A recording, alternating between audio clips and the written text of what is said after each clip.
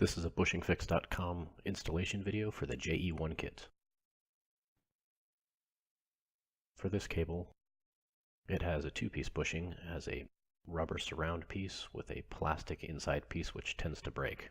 You'll want to get both pieces out when you remove the old bushing. Take the new bushing and use your thumb and press it in from the top.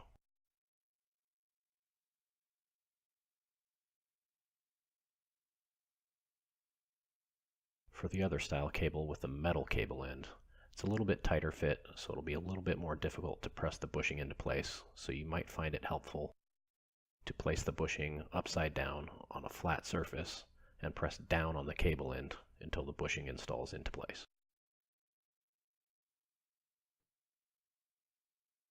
Use a small amount of the included grease on the transmission lever ball. And snap the cable into place. And that's it, you're done. Thanks for watching.